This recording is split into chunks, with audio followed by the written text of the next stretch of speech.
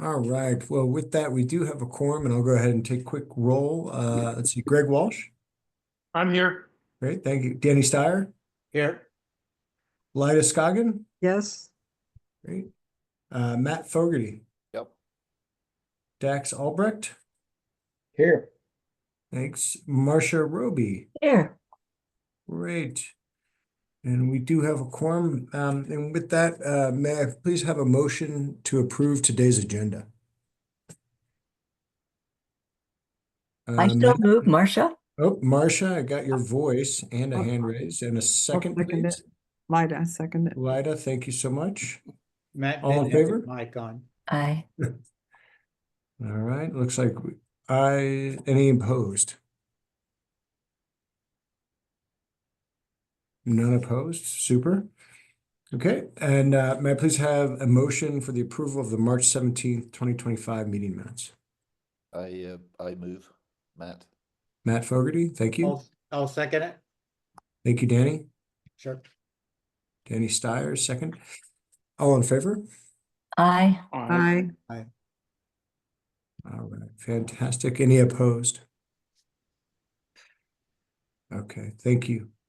All right, moving on. We do have some guests today, and we'll get into that in a moment, but is there any public input from anyone before we get through to our agenda?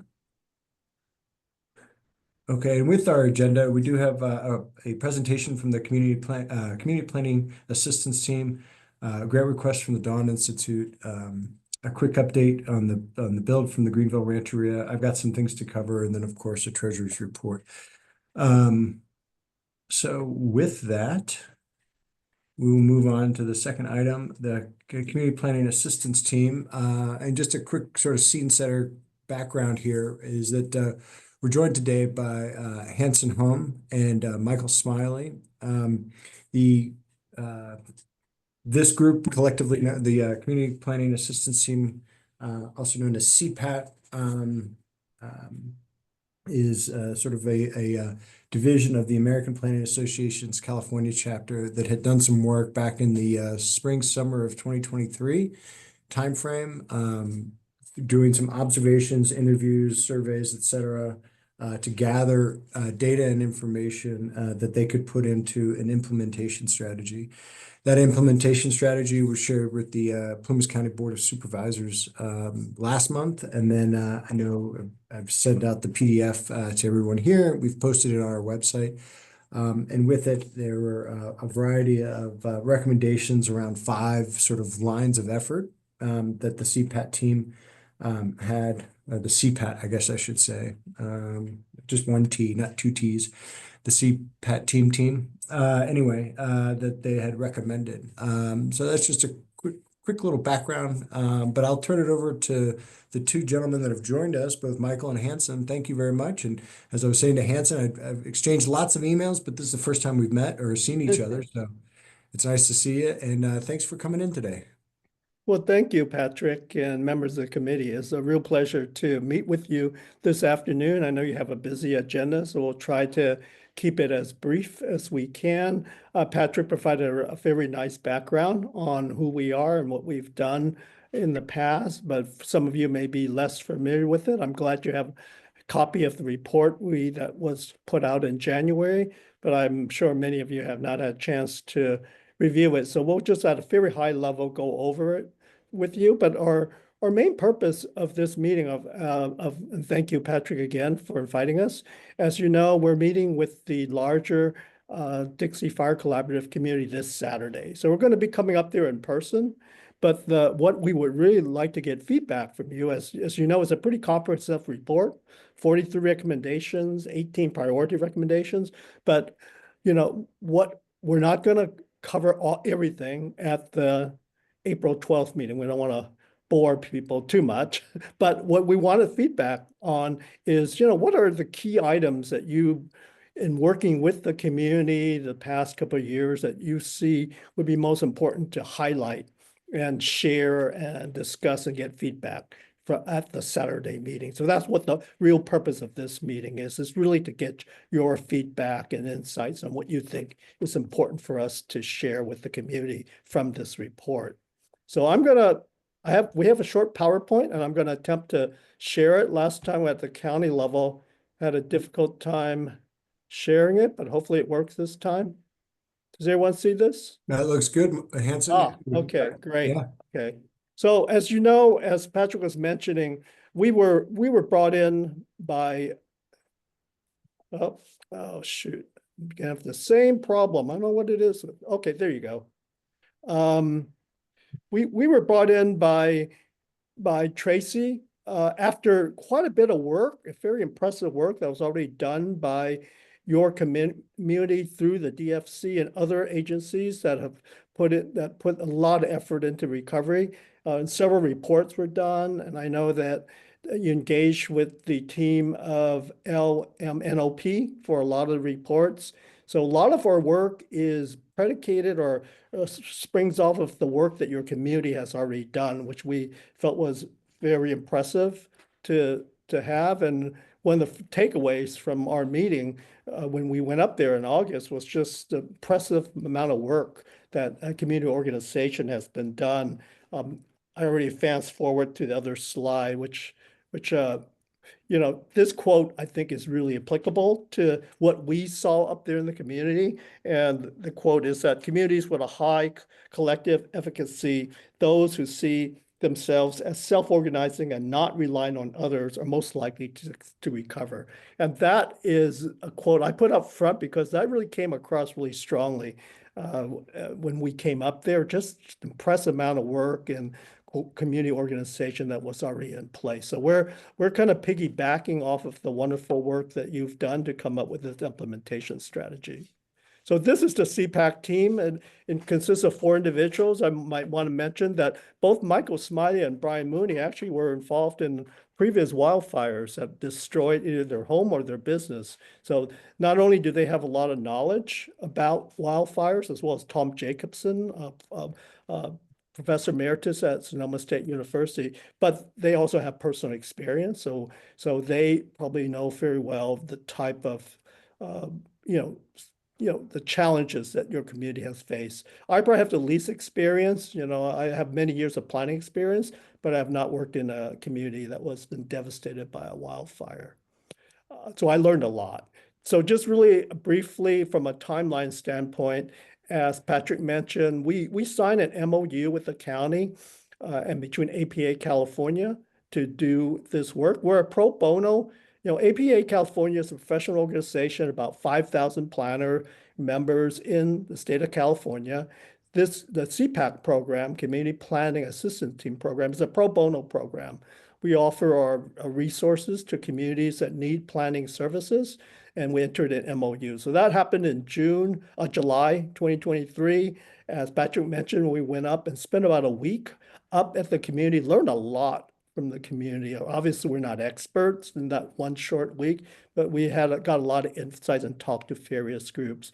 So then after June, we engaged in a process back and forth, mainly with Tracy, to develop the report that is before you, that we published in January, just a couple of months ago. And then, as Patrick mentioned, we presented the report to the Board of Supervisors in March, which was fairly well received in our opinion.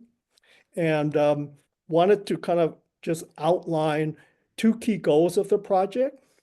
The one goal was really to take a look at all the work you've already done thus far, the visioning, the concepts, a lot of priority setting that was already done before when it came up there. And what Tracy's ask of us was, can you assemble this into an implementation strategy using your planning expertise? A lot of good ideas. How do we move forward from provide your planning perspective? So that was goal number 1. Goal number 2 was with our planning expertise, we said, well, there's some broader issues that we wanted to also maybe incorporate into the strategy that deals with maybe economic development, sustainability, governance structures, land use, housing issues, which were also identified by the community. So they're not brand new issues, but we also felt that it was important for us to address these larger issues too. So those were the 2 prime goals. And if there's a global recommendation coming out of the strategy, despite the numerous recommendations and priorities, we see this document is really like a resource document. There's a lot of information in there. We know that the county is working on a long-term recovery plan. You have an economic analysis underway, or at least an RFP for one, which is one of our key recommendations, to have that to be the foundation for steps moving forward. So what we see this is really a resource document that helps you, hopefully, is useful for identifying a path forward based on your capacity, financial resources, and different partnerships and assignments, different responsibilities. So it's meant to be a resource guide, not an actual plan. So hopefully it'll be, I think it's been kind of used in that manner, which we hope will be very beneficial as you move forward on the recovery efforts. So with that, I wanted to turn it over to Michael, who will summarize, some of the key points that the strategy identifies. But again, we really want input from you on, when we present on Saturday, what are those items that you think will be most of interest or most pertinent to the community? So with that, Michael. Thanks, Hanson, and thanks to all of you on the board of the DFC for giving us the time to share this with you. What I would like to do here is I'm going to go into some sort of a quick detail, an overview of really some of the key points that were in the strategy itself. And there's a great deal of information there, so I can only touch it in sort of a general way now. But we also would love to have more of a conversation with you if you've got time, and chat a little bit about some of these things. And then, as Hanson said, there are some that would be much more appropriate to sort of the individuals of the community, as opposed to those that are more appropriate actions, say, that the county or county government would participate in or lead. And so we're particularly interested in those things for Saturday's meeting, and also from you rather, as those things that really apply to your specific local levels of interest and capacity, and the things that at the local level you can really begin to work on.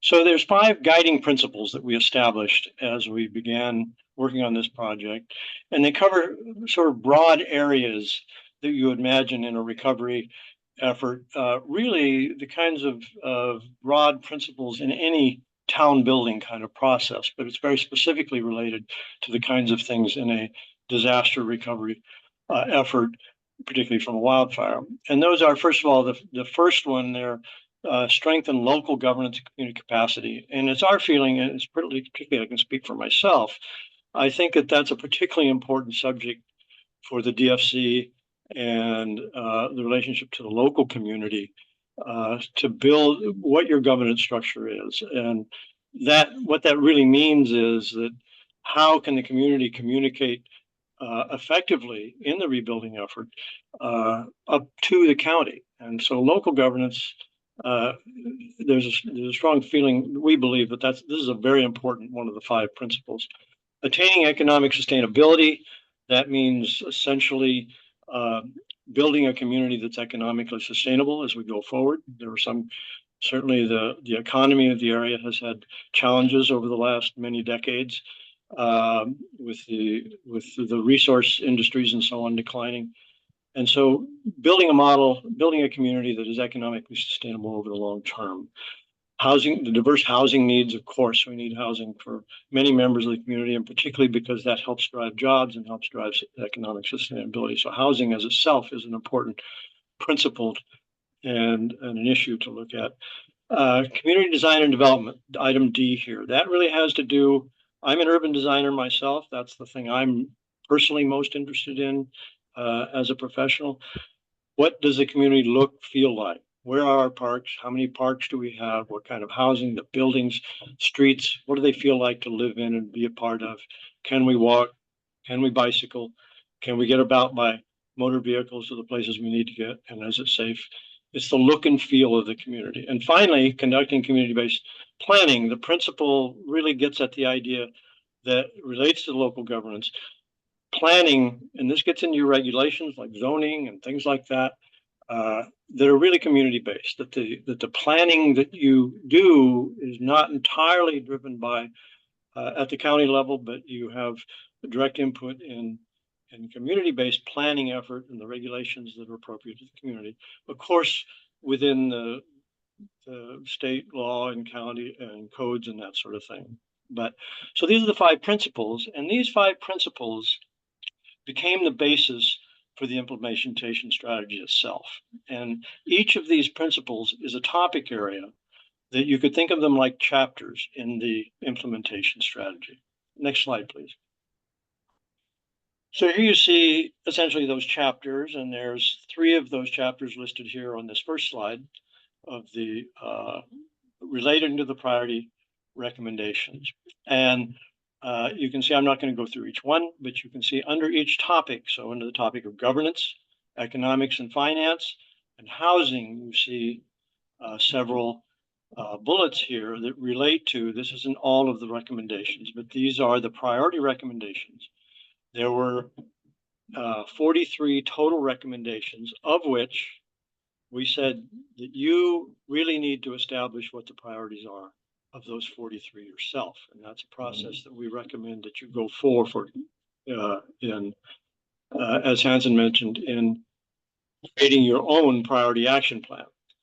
But we did at least identify 18 of those 43 that we thought were priorities, a place to get started. And so you see here the bullets represent some of those priorities of the 18. And again, I want to mention on governance, that first bullet, long-term community-based organization. We are very impressed with the DFC, and I'm personally very impressed with the DFC. That I think the work that the Dixie Fire Collaborative has done to date, since being born from the disaster, and how you came together and how you led, it really is a nationwide model in many ways. And we've seen a lot of these things. And it's an amazing model. And if the Dixie Fire Collaborative can't continue in its own as an organization, which could become like a local long-term, think of it like a local long-term community planning organization, then something like you should be considered in some way. And we have identified in the document, in the implementation strategy, we've recommended that the DFC continue.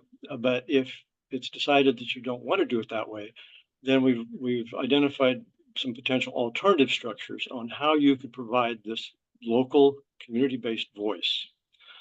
And you can see some of the others here. I won't get much into them, except that one of the key things that we also believe that a market study is needed, and an economic development strategy. It's the 4th bullet down under economics, to look long-term.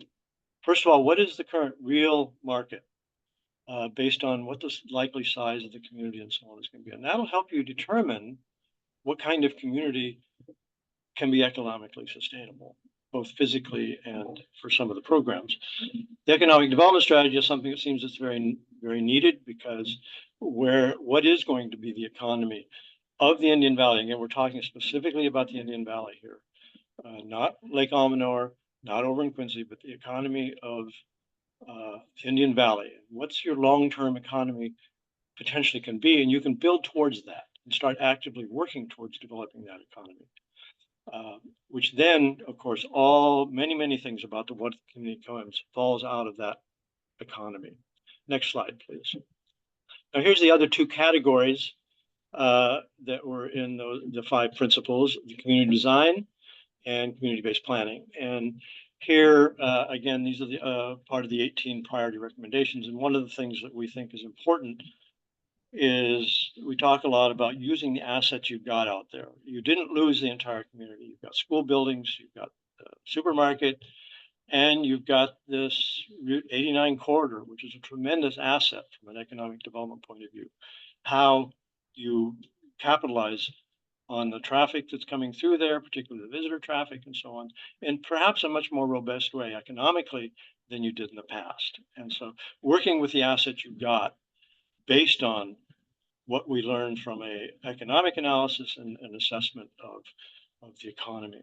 And then finally, under community-based planning, as I mentioned, this includes things like potential revisions, streamlining of planning and zoning and so on. And this is where a voice of the community can directly input into the county. And then creating a community plan, which is an Indian Valley, particularly Greenville and Canyon Dam community plan. And this would be a plan that grows out of the area, and that would help streamline rebuilding and development.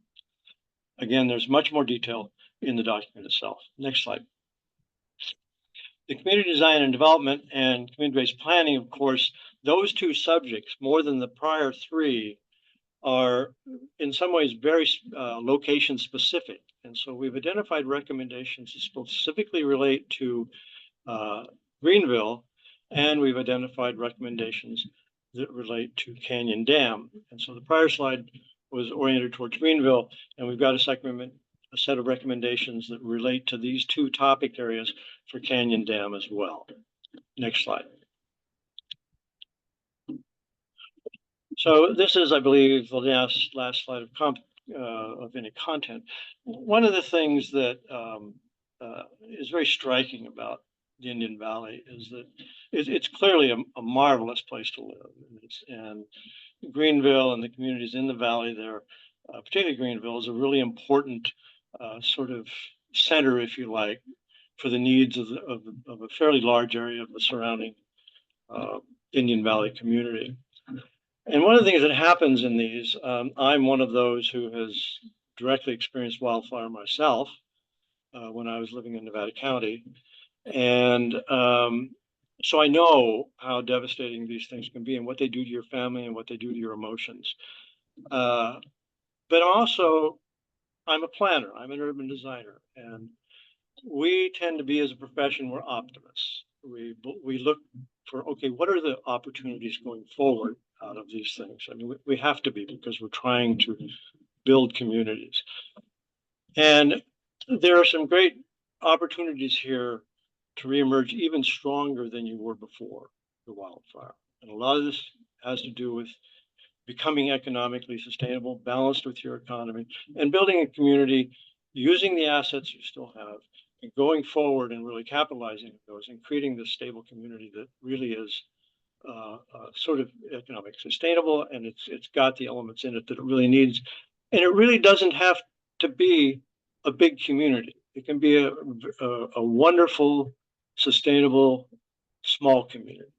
And we believe that there's tremendous opportunities for that to happen here. So with that, that pretty much gives you our summary, and we're open for some conversation and questions from you. So thanks very much. Yeah, team, and just a little bit of additional background. Are Hanson and Michael, are you both going to be here this weekend? Yeah, yes. Yes. We're gonna, the other two members of our team are not coming up, but we did have a meeting this week to talk about what we were going to share with the community on the 12th. But I think one of the key questions that this meeting today was going to help shape what you might want us to share also. Sure. And so on with regard to and I've read the report now a couple of times, and I was really interested in page number 19, right? There's potential alternative organizational structures. This is just my opinion with regard to Saturday. I think the pieces around both the economic development, the housing, and then, so basically C or B up front, and then A is probably, Okay. That's what I would spend. I would orbit around there. Okay. Much in the way So that economic development, housing, and sorry, and then this governance thing. Oh, the governance, yeah. Yeah. Okay. So Alpha, or I'd go like Bravo Charlie Alpha, somewhere in there.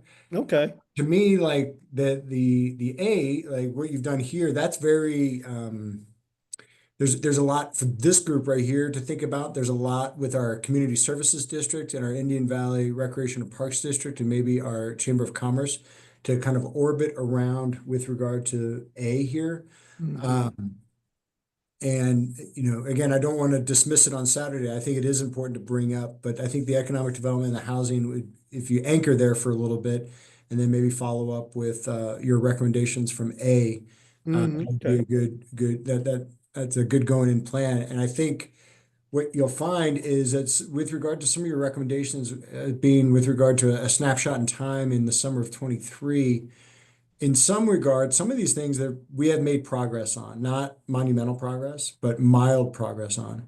And some of them, to be perfectly candid with you, I think we've probably had some significant setbacks, or there aren't a lot of good answers when we kind of approach some of these things, that we're still kind of in a, Michael, I like what you said about optimism. I'm with you, but sometimes there are some head scratchers in there. I'll just say that with regard to next steps. So I'm interested to bend your ears on this Saturday for further discussion and kind of give you some background and context in some of these areas that I think we've definitely taken some giant steps forward, but in a few, it's we still have some more work to do. I'll just say that. So turn it over here to the team for your comments for Michael and Hanson. Any hands? Matt, I see your hand up. Please go ahead. Yeah, thanks for writing the report.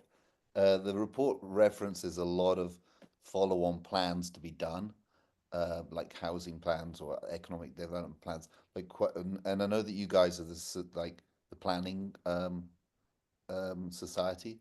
So is the plan to develop all these other plans, and then as part of that will be kind of the implementation, because the plan references quite a few other plans that is kind of to come. Is that so? Are we kind of at the moment thinking about the next set of plans to be done? And if that's the case, are those plans, that next set of plans, going to be developed by your team or by the community, or how are you thinking about that? Yeah. I can start off with my perspective, and then Michael can share his perspective. I come from this as a public sector planner. Michael is a consultant, so he has probably a similar but different point of view. From a practical standpoint, I can say when I've administered a planning department, there's what they call current planning, and then there's long-range planning. So the plans are very important because they set the foundation, provide the vision for what you need to move forward. But at the same time, I realize time can't stand still while you're doing these plans because they take time, they take resources, and a large commitment. So part of it is like, what can we do immediately, that maybe we know is going to be part of the plan eventually, but we want to get some actions going, because as Patrick mentioned, it can be frustrating to feel like you're spinning your wheels and nothing much is being done. So in our recommendations, you'll see that I think it's under maybe either design, the section, we said there's some immediate actions that you could think about moving forward with, because community needs momentum. They need to maintain that energy. We kind of heard a little bit about the burnout, because I can see so much energy has been put in. When you hear, oh, let's do more plans, oh gosh, all we do is talk. We need some actions. So we kind of totally get that. And that's where the community, in my opinion, needs to decide, well, what is our bandwidth?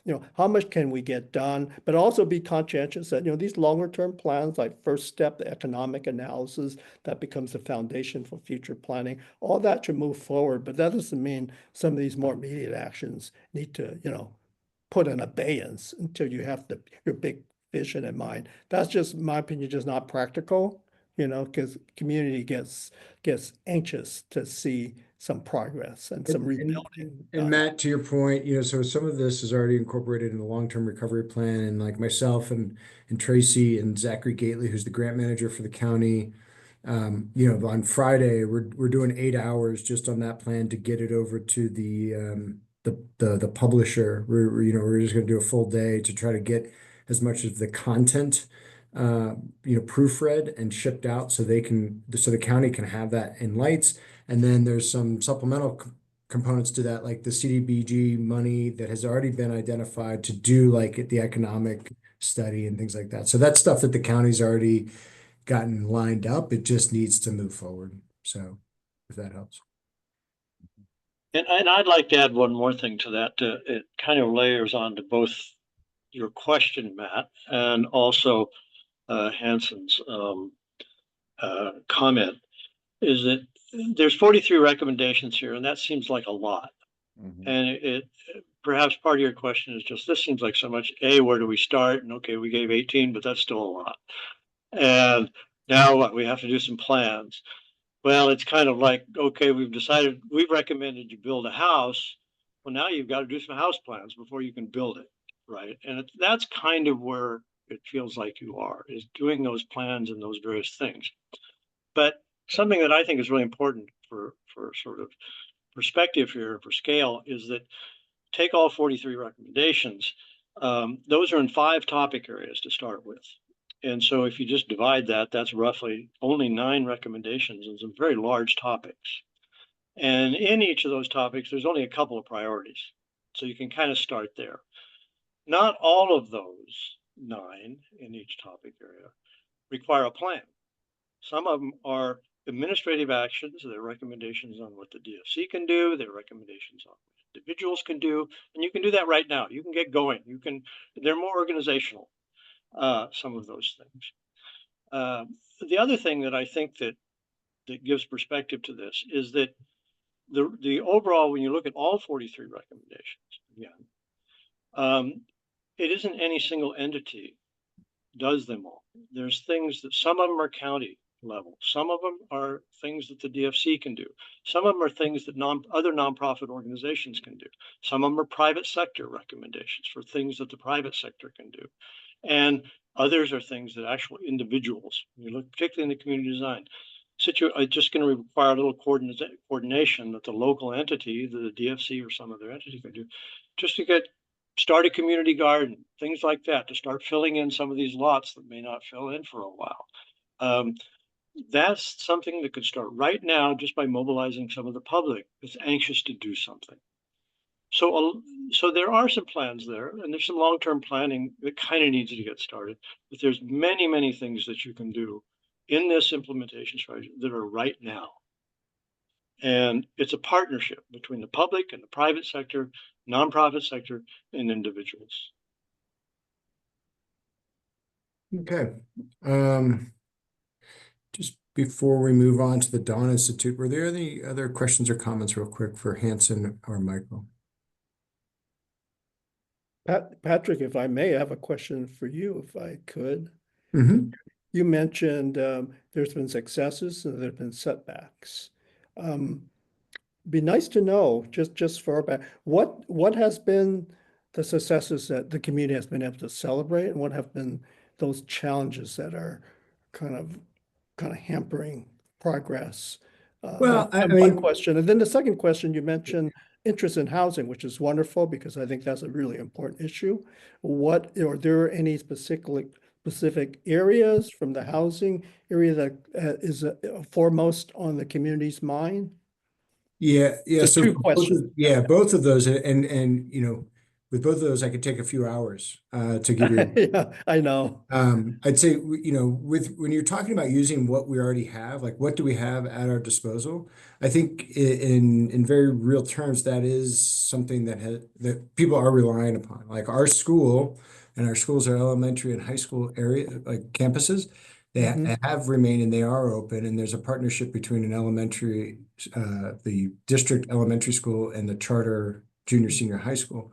And so when it comes to, particularly like youth and family opportunities through the school, that's something that is a success. Oh, great. On the housing front, we've got a little thing on our website, and, to date, we're looking at about anywhere between 60 and 65 permits that have been pulled between residential and commercial housing. I don't know what measuring stick to relate that to with regard to other disasters. We're moving at the pace that we're moving. And, one of the things that has been layered in this PG&E settlements, when, both business owners and residential homeowners have had the opportunity to pursue a PG&E settlement, right? And so that really didn't begin in earnest until the summer of 23 building, because really nobody could because of debris removal and lead scraping that needed to take place when we talk specifically Greenville proper. Right. So for 2 years, people were stymied by that. Then in the last 2 years, that's where we're seeing the increase. To date from one of the law firms, those PG&E settlements should be wrapping up here this year, right? So that's where if people were wondering about their finances personally, those question marks are starting to emerge, and then we might be able to see some more building. Greg, you've got your hand up, and then for the team, if we could just wrap it up with Greg's question or comment, and then Hanson and Michael, we can talk definitely at length about this on Saturday. Okay, maybe we can, if we could catch you, maybe before the meeting, we have some additional thoughts or suggestions. Yeah, and I can kind email us too. Yeah, but I can show you. I'll have everything with me, so we'll just kind of go through it. That's great. Greg, go ahead, please.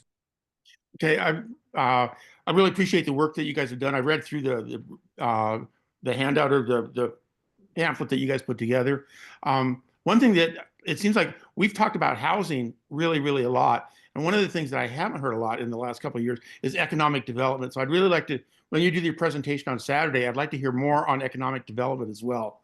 I mean, we've been looking at changing zoning, we've been looking at changing houses, we've been looking at first-time buyer plans. We've been, we have a contractor who's looking at creating housing. We're looking at people creating land banks. I'd like to hear, like, how are we going to get people to have jobs? And what's the economic future that you can sort of envision how to build that in Indian Valley?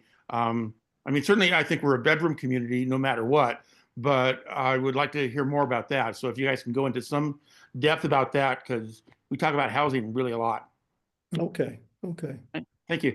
That's great to know. Well, thank you very much, Michael and Hanson. And Hanson, I think you have my phone number in the emails that we've gone back and forth with. It's in my signature.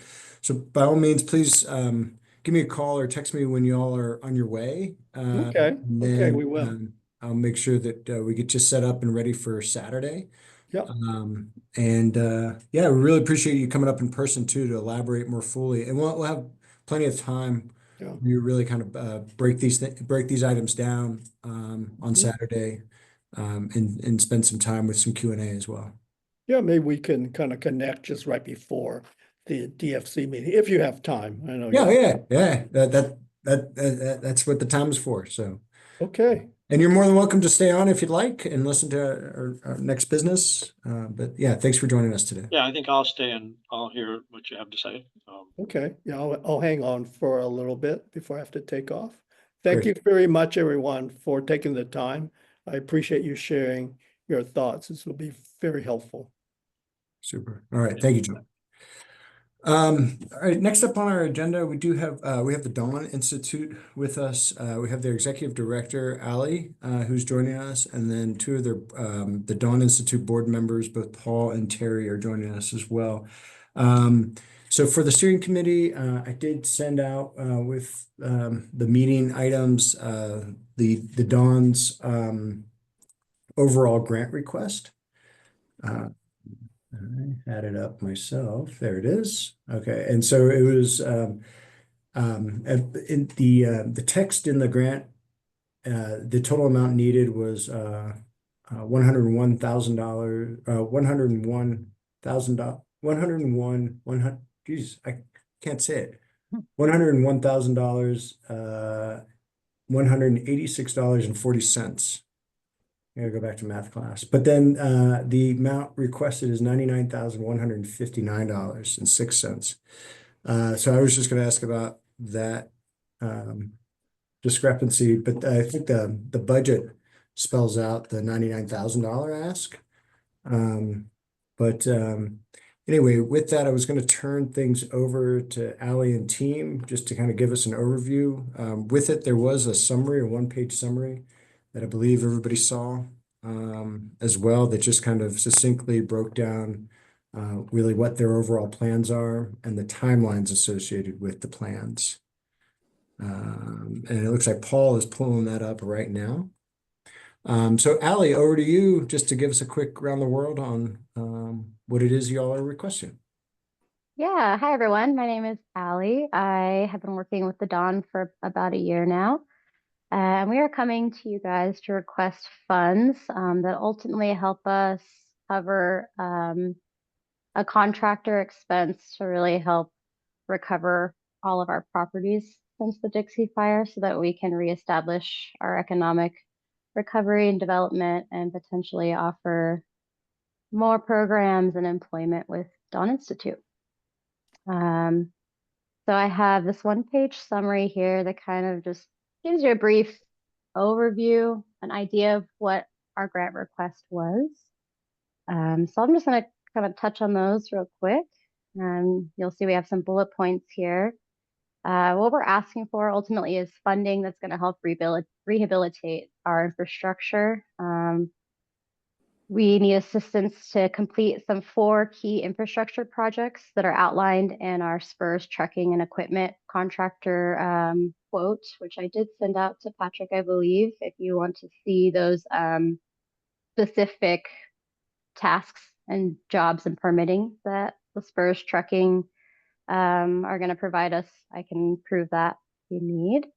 And then just resources for essential equipment. So we need things to help process our produce and store our produce and ultimately just keep the farm back to its original glory. I guess I should have mentioned if you don't already know, Dawn Institute is a nonprofit farm, garden, and orchard in Indian Falls, Crescent Mills. Why are we asking? Well, we're asking because most of these things and repairs and updates that we need are things that are a result from the Dixie Fire. A lot of our repairs or our improvements are going to be grading and removing trees and debris and tree stumps and things that were left over after the Dixie Fire that are creating hazards for people to come visit our property and preventing us from having other programs. And so we were reaching out to the Dixie Fire Collaborative just because these are Dixie Fire related issues. Paul, do you mind scrolling down a little bit?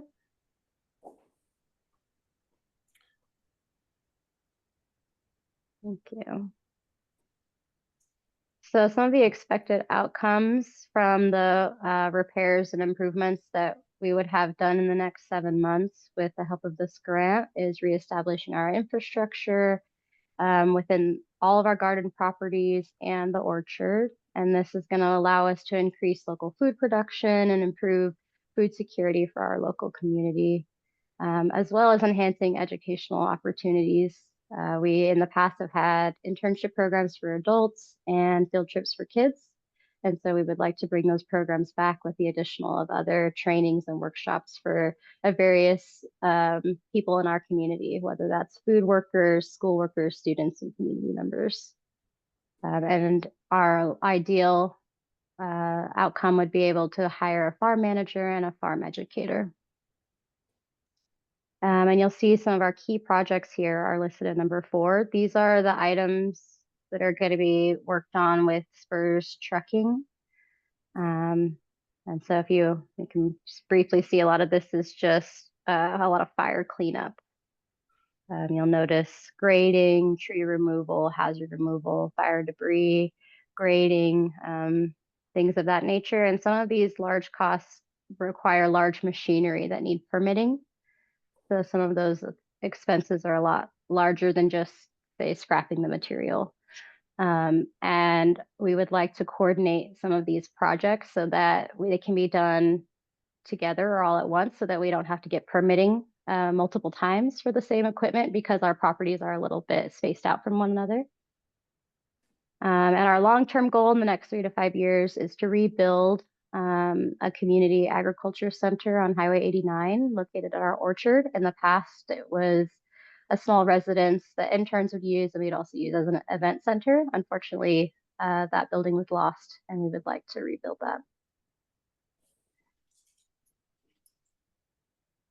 And you'll see our project is anticipated to take about 7 months, with the main projects with Spurs, hopefully with coordinating with weather and their scheduling within the first 4 months. And then the last 3 months are going to be smaller projects that I would handle, which would be things like getting better refrigeration, updating our produce area so that we are food safety compliant and things of that nature that are spelled out more in our official grant request. And we're coming here today to be open to any questions or comments or any kind of clarification from the board. And what I can do is share your within the grant proposal. And I think everybody, I sent it out as a PDF, but I've got the prescribed budget. So there's the $100,000 here, and then I see that the $2,000 difference there, that was a match. And when you say match, that's $2,000 coming from where?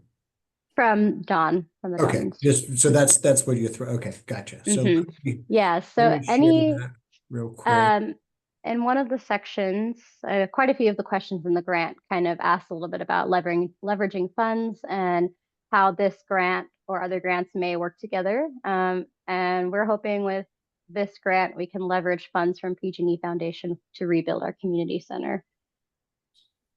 And there are a couple other related things in our more just longhand answers in the grant. And your work with the PG&E Foundation, has that begun? Have you started conversations with them, or is that something that is kind of plans to make plans? A little bit of both. Paul can speak a little more to that. He's been more in communications with people from PG&E, but it would be under my responsibility to submit the grant request, similar to how we did with DFC. So if you have any questions about that, I'm sure Paul would be happy to jump on. And I reached out to, and I'm blocking her name right now, Brenda. Brenda, thank you. Yeah. She's done some presentations to the Board of Supervisors and is their public outreach person. She asked for a brief summary of the Dawn, the board members, and what we were looking at. They're developing their next grant cycle. So they were looking for ideas, but it was supposed to be the second quarter that they would release this grant cycle. And I sent it out to her the email describing the Dawn 3 weeks ago, but I haven't heard back from her. Okay, and I've just been communicating with her on something else, so if I can ask about that as well. All right, so team, looking at the budget and the scope of the project, I'd like to open it up to the floor here for any questions, comments for Ally or Paul or Terry. Yes, Matt? In that last set of bullet points, there's like some names like Flegler and something, I don't know. In the first, who are those people on the team? So Flagler is me, Flagler is okay. me, and Schwartz is Terrell. So I just used our last names. Okay. Apologize. Okay. Yeah. So just some background here. So the Dawn Institute been in Indian Falls, represented for decades. I think a lot of we're coming up on our 80th year. 80th year. Okay. And I think a lot of people would recognize when Ally was talking about the house that was there on 89 and the orchard, that was sort of the public, the outward, property, if you will, of the Dawn Institute. But if you take a left as you're coming up 89 and into Indian Falls, there's also additional property that the Dawn owns. And I think, is there still an existing shed or shack or something to that effect by another orchard up there? Is that correct? So we just got a shed put on the orchard site, and that was funded through Feather River Community Fund. And that just happened in the last couple of months. And Terry was he had put a lot of effort in coordinating the delivery of the shed. So I'm not quite sure what other property you're referring to, but on Indian Falls Road, we still have our small cabin-like building that was from the Ingalls mine that was I brought think that's to. what I'm talking about. That's what I mean. Yeah, that structure is still there, and also needs some love too. But there's only so many little things we can do at once, or big things. Sure. And other contributions that have been made to the Indian Falls area from the DFC would be the water project to date, but that's basically it. So just for the benefit. Yeah, the Indian Falls Community Water System has been working through actually through DAX as well as myself early on to provide some funding, or the promise of some funding pending engineering report and system analysis, and that has just been completed in the last week or two. So we're looking forward to moving forward on some of those projects that are earmarked for funding from the DFC. Yeah. Great, thank you, Terry. Mhm. All right, so steering committee, questions, comments, thoughts, concerns?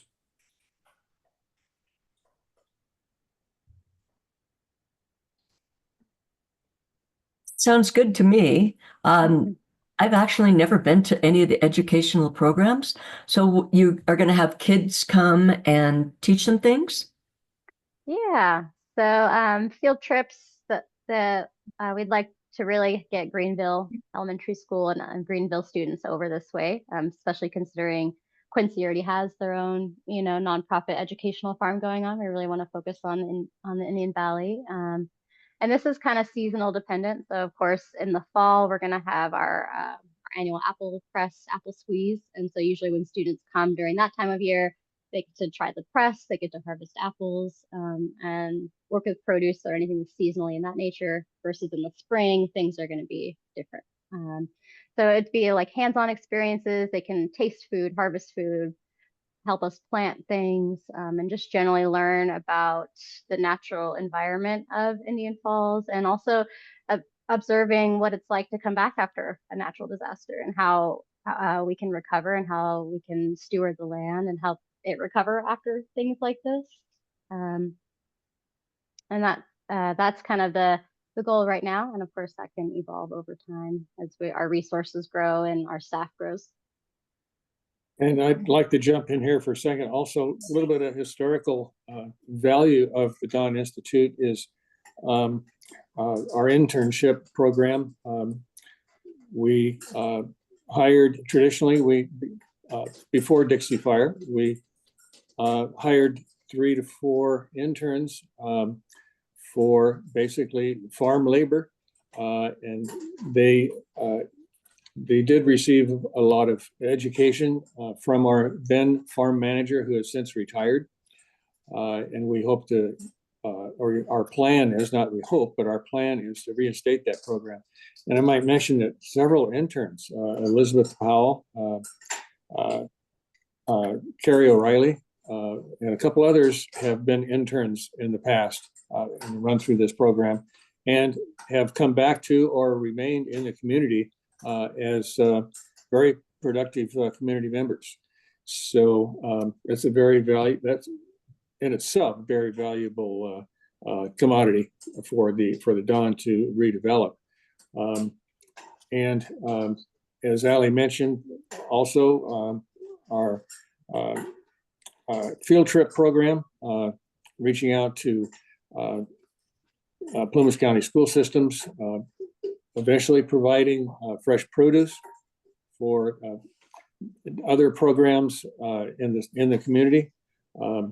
So like farmers market, the co-op is getting support from the Don for that, as well as other community members, which is nice to see that being revitalized. So I think the Don has a lot to offer in terms of that, although we are a fairly small organization. But there is a lot of talent on the board, and our 5-year strategic plan, I think, is pretty solid, as is our budget, with the help of grants like this one, of course. I just realized that was my daughter's first job, was she worked the summer for you guys. Oh, outstanding, outstanding. Yeah, we get that a lot. And we recently had a local artist help us design a new logo for the Don. And most of you, if you've driven by the Highway 89 in the old apple orchard, you see a new bright overlay sign on the old community center, Don Community Center sign. And again, we've used local resources to create some of these things for us. We're not going out of the county unless we absolutely have to. We're relying on local artists, local input, local industries to rebuild the Don, so to speak. And if you haven't paid too much attention to the orchard recently, we've gotten a nice arborist, a very capable gentleman, a local again, to groom the apple trees. Those trees are reported to be over 120 years old. And they've survived on that in that community for along with a lot of indigenous folks for thousands of years, according to local geologists. So it's a special spot, and I would invite you guys to notice it when you drive by next time. Any other questions or comments? I think we've got Danny, I've got your hand up, and I think Lida, you had one, and I know Kim, you've got your hand up. So we'll go Danny, Lida, Kim, if that's all right. Go ahead, Danny. Yeah, I guess one quick thing on apple trees and such. We lost 3 of them that were in our house, but just picking up in cinders. But anyway, it's a soft wood, didn't last very long. So I'm glad to hear that there are some within the orchard that survived. Yeah. I believe 32. We have 32 right now. 32 trees, correct. Awesome. Yeah, we had some russet, some other kind of specialty that are kind of gone because we were grafted on. Get those. But I have a question. So we don't have anything on buildings. So you're not focused on buildings yet at this point. I think you mentioned it. The building that was at the orchard was destroyed. That seems like a gathering point that would be good to have as you bring folks to study, to look at things and coordinate. But maybe, so that's one that's at some point I'd like to find out one that isn't in the plan to be done. And then also how, when you plan to start looking at resurrecting the Ingle Mine, a building that is on your Indian Falls Road there. So yeah, so part of this project that we are bringing to you guys, referring to the summary, if you go down to the key projects, project number 4 is talking about the orchard site and site preparation for developing on that. So that's going to include grading, tree removal, and redoing the pad where the structure can be developed on. And then we will be outsourcing work and funds for the rebuilding of the community center, as I previously mentioned. Fingers crossed with PG&E Foundation being a key funder in that project. Okay, good. What about for the Ingle Mine building? So the building is usable, and we actually just had a seed swap 2 weeks ago, and we did our apple squeeze last October there. So it's usable. It just needs like some new windows, a new deck, and then some debris removal as well, which part of this quote from Spurs will be some debris removal and hazard removal around that cabin, that building. So it's still usable, and we're very much utilizing it. There's just things that could be done to upgrade it so that it's more energy efficient and more a comfortable, usable space. But it's quite small, so the long-term goal is to rebuild a larger structure on our orchard property. Yeah, and I might jump in with the old sea house that was lost in the fire at the orchard. There is a 6-foot deep pit. As you might find several of those around Greenville because of soil and contaminated material removal by FEMA subcontractors.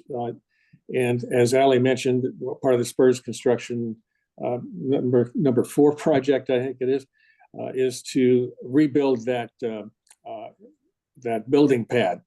There'll be soil testing, compaction, that sort of thing. To be done to ready that building pad for a new building. Yeah. Awesome. Okay, thank you for that, Terry. So Lida, and then Kim, and then Matt. I'm guessing that Kim is going to answer my question, so I'll hold off until she's finished. Okay. If it doesn't cover it, I'll ask again. No problem. Kim, go ahead. Just muted myself. So I'm curious about, was there any insurance proceeds for you all after the fire and any PG&E settlement? Yes. And the amount of those? The the building was underinsured. I'm going from memory, but it definitely was underinsured. And I think the proceeds for that were around $250,000. The settlement through PG&E, minus the attorney's fees, I think we netted about $850,000. We've invested those funds into our investment portfolio with Ed Jones in Quincy. Aaron Loan is our financial advisor, and we're doing pretty well considering the market in the last several years.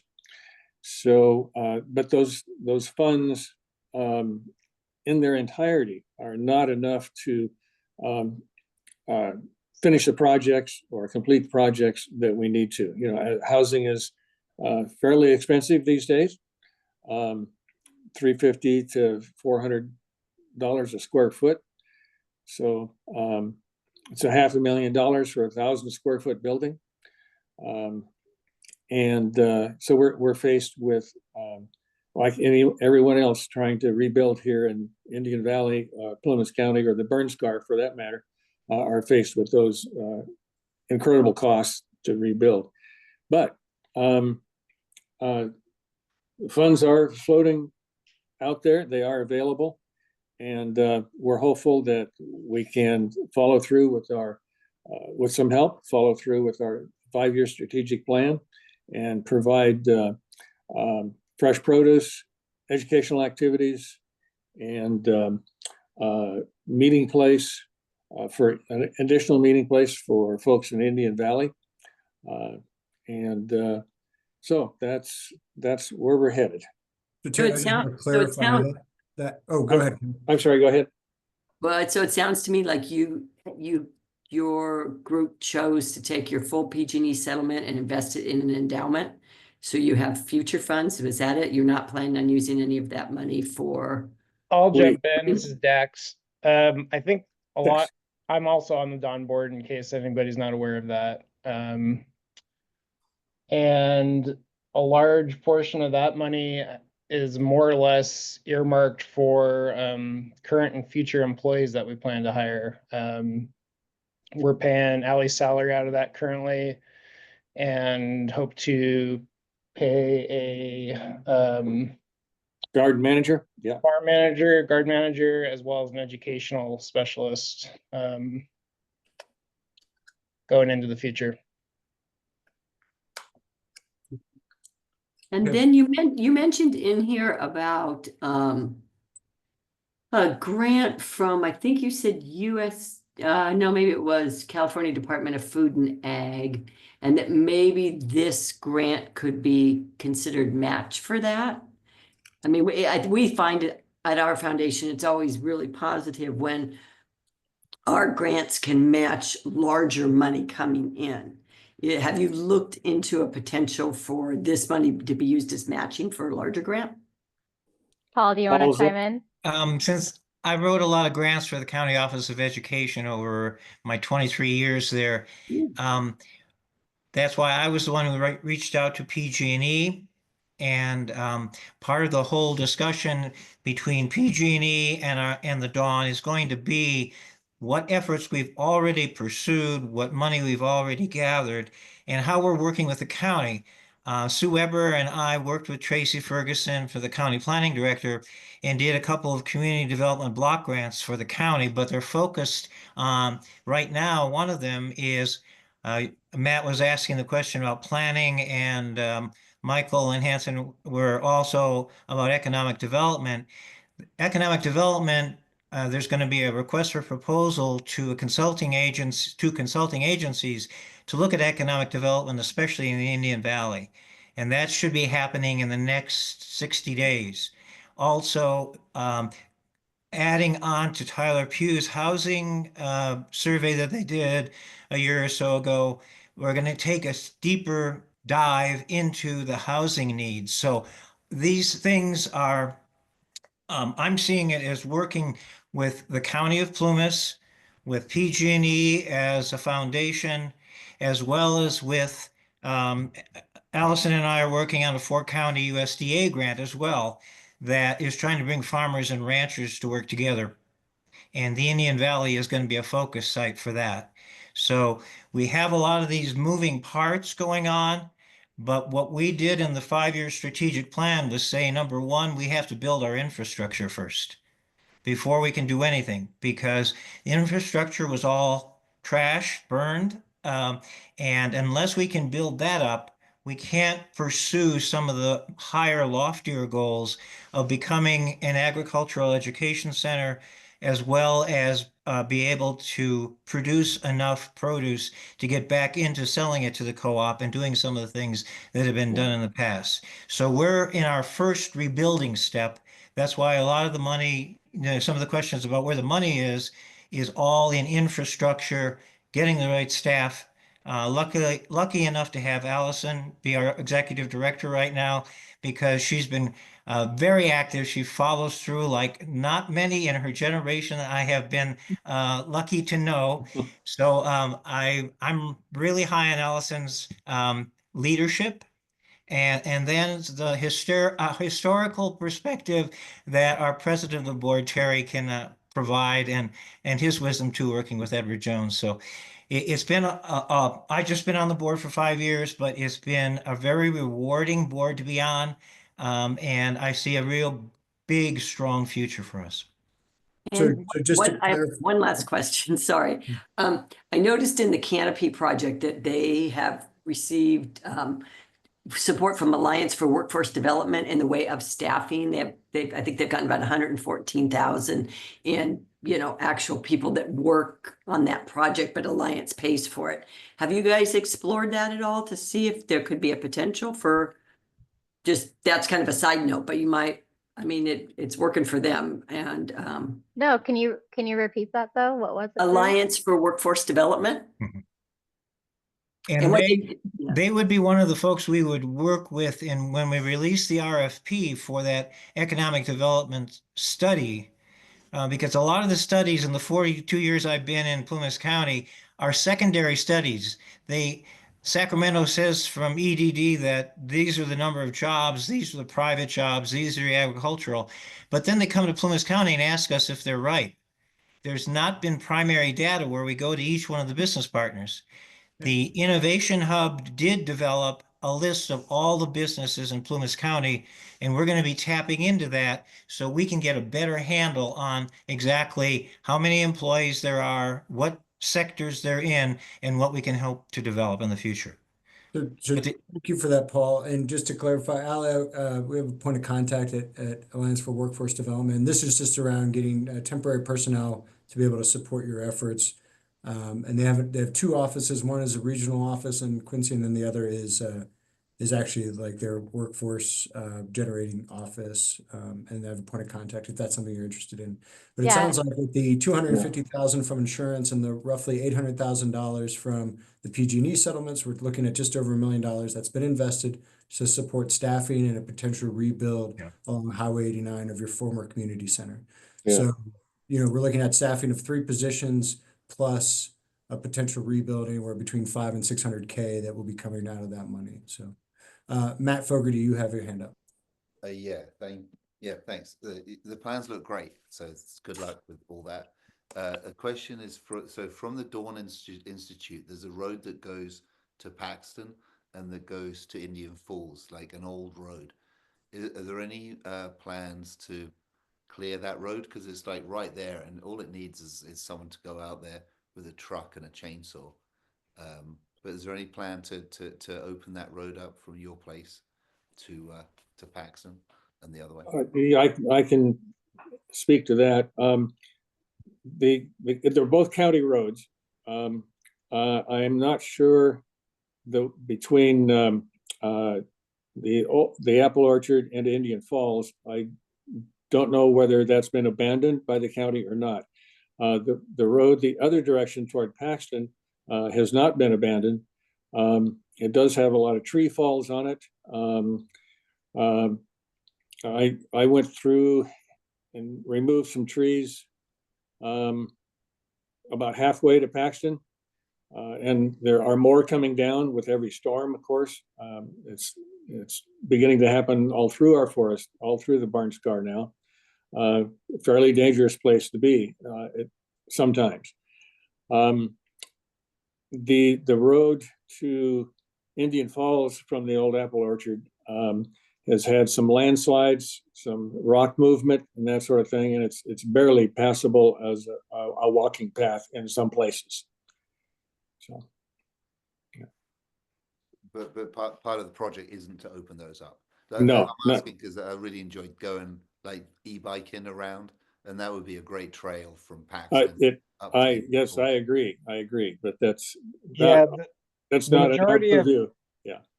like Terry said, it's a county road, and the majority of it goes through Forest Service land. So that would fall on the county and Forest Service to get that opened and keep it open.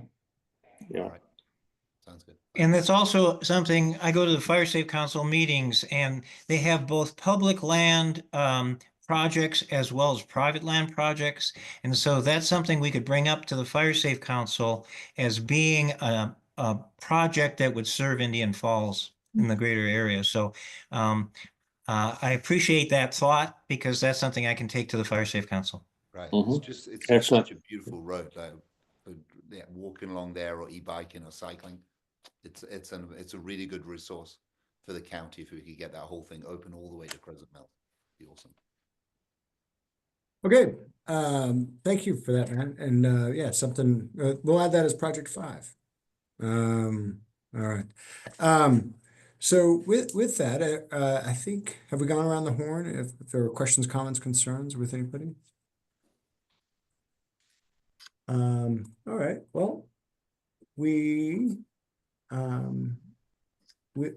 what I recommend is if a steering committee member could make a motion to approve $99,159.06, which is the budgeted ask request from the Dawn Institute.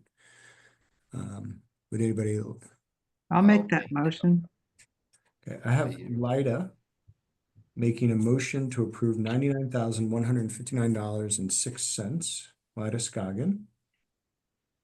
And may I have a second to that motion? I'll second it. Oh, Danny Steyer is a second, and I will do a roll call vote. Lyda Scoggin, Yes. Danny Steyer, Yes. Marcia Roby, Yes. Matt Fogarty. Yes. Say again? Yes. Okay, thank you. Greg Walsh. Yes. Thank you. Kaylee Thank Bentz. you. Kaylee Bentz, are you with us?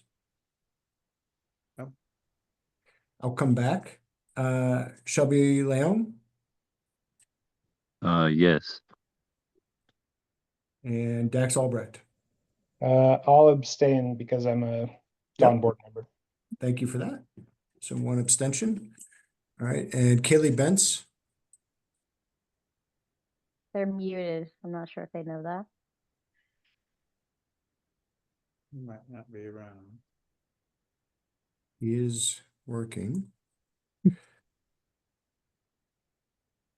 All right, well, with the 1, 2, 3, 4, 5, 6 members approving and 1 abstaining, we do have enough to carry the motion as approved. Good. Awesome. Thank you, everybody. So Excellent. Thank you. So thank you to the Dawn Institute for coming to present today. And myself and Kim here, who's the strategic grants manager at the North Valley Community Foundation. Allie, she'll be in touch. We'll be in touch with kind of the next steps moving forward. Thank you so much. And we'll just go from there. So thank you all for joining us today and presenting. Thank you. One item, if I may, off subject, Yes, is sir. to get Shelby's contact information. Shelby Lamb, his Yeah. contact? Yeah. Yeah. Shelby, you want to give Yeah, Terry? I just need a phone number if you would. I can share that in the chat if that works for you. Okay, thank you. Mm-hmm. All right. Well, thank you all very much. Next item, Greenville Rancheria. So as for the benefit of the broader audience here, back in, I think, September of 2023, the Dixie Fire Collaborative Steering Committee, as well as the North Valley Community Foundation, each agreed to contribute $600,000 per organization to the Greenville Rancheria. With regard to the North Valley Community Foundation, $600,000, that was going to be a 0% loan that was going to be provided to the Rancheria, and then the $600,000 provided by the DFC was half of it was going to be that loan, that 0% loan, and then the other $300,000, the other remaining half was going to be a grant to the Greenville Rancheria. At the time, they had a budget of just over $1 million for their build of their medical dental facility here on Main Street. And Grace Bush is a representative that works on behalf of the Greenville Rancheria. So we've invited Grace to come back and just give us kind of an update on where they are with their build plans, the associated financing for that, and just give us a snapshot of things to come. So Grace, thanks for joining us today. And I'll kind of turn it over to you to elaborate on anything I just talked about. Okay, great. Thank you, Patrick. Thank you, everybody. I'm happy to touch base with everybody and let you know that the tribe has been consistently working on getting our Greenville Medical Clinic, dental, and pharmacy up and running and built. We had submitted back in August of 2024, we submitted the full design and full set of plans to Plumas County Planning, and they reviewed those plans. We went through and we paid the plan check fee of over $10,000 to Plumas County for them to review the plans. In September of 2024, we also completed the PG&E contract, signed contracts with PG&E for the 410 Main Street location. And we submitted also in September of 2024, we submitted the Indian Valley Community Water District will serve letter requests. And November 13th of 2024, the tribe met with the special use zoning and the administrative planning department with Plumas County to secure and renew our special use permits that we have in order for the clinic to be rebuilt there. And then we had not heard anything. It was just in planning, and our architects, DDOW, and the tribe have reached out to Plumas County numerous, about every 3 weeks to see when we're going to hear back on our plans. And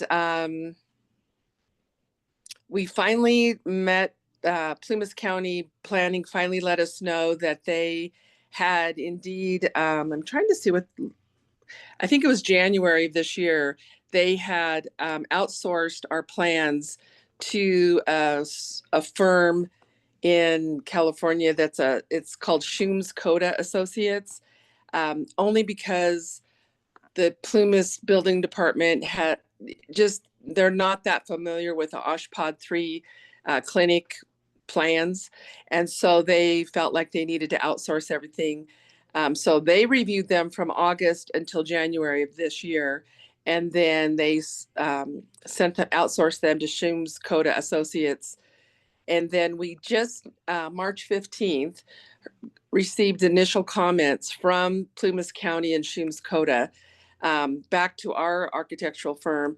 And there was about 2 or 3 pages of comments, which it was okay. That we weren't surprised, of course, there's always questions and comments, but that's where we are right now, is we're addressing those comments back to Schum's Coda and Plumas County. We think our time frame is we will have those comments and specs back to them within the next 2 weeks. And we think we can address everything.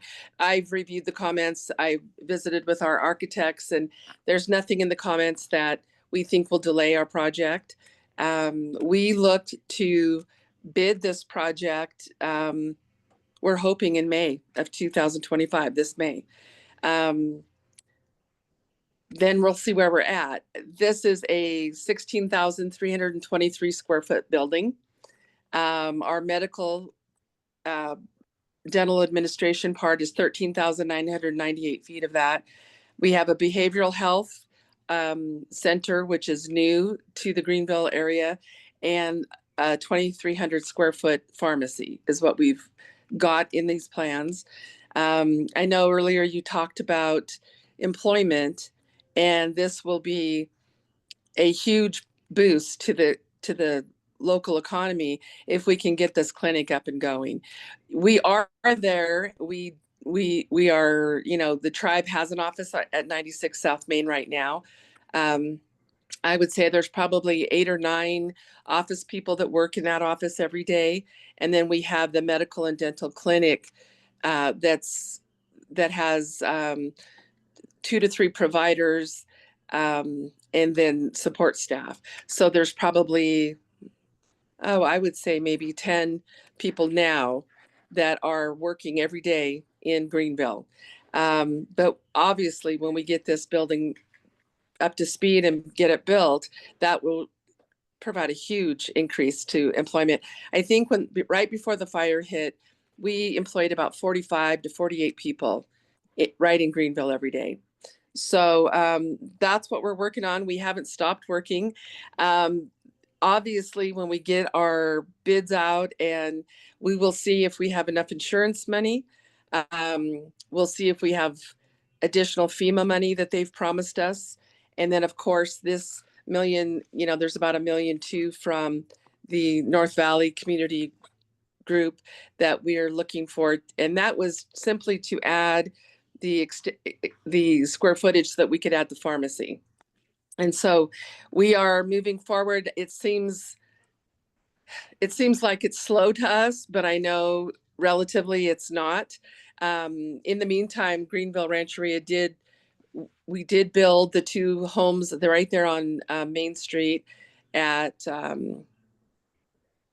509 and 511 Main, the 2-story home, and then the small cottage that our provider lives in when they're up there working.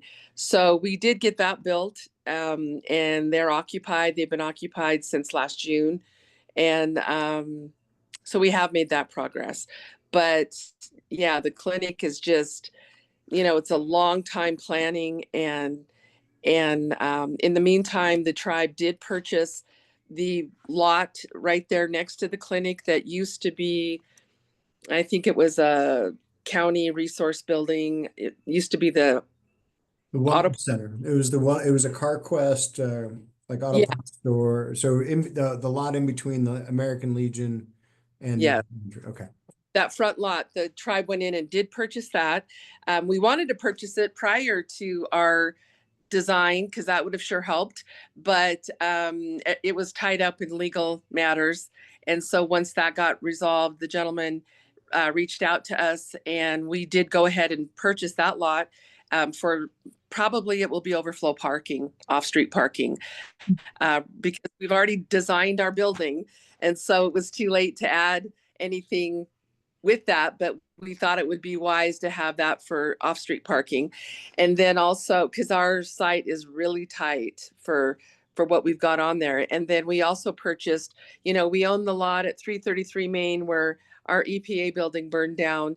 And we purchased the lot next to that, not the one on the corner, but I think it's right next to that one, and from the lady that owned that. And so we are in work right now to design that commercial building, and we plan on putting that commercial building back as well. And we might probably just lease that out to offices, local offices. So, you know, we were looking at talking to the county about, you know, they need office space, things like that for their service providers. So that's where the tribe's at right now. We continue to work in Greenville. We continue to employ people.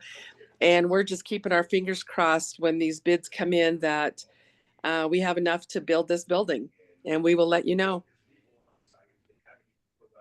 Thank you for that overview, Grace. Now, with regard to the overall budget still, so you'd mentioned that the $1.2 million that you'd requested from both North Valley Community Foundation and DFC a couple of years ago was going to account for those additional 2,300 square footage for the pharmacy. Is there just any other adjustments to your budget, given that, this fall of 23, I think the overall budget for the build was like $11.2 million. Has anything ballooned since then? No,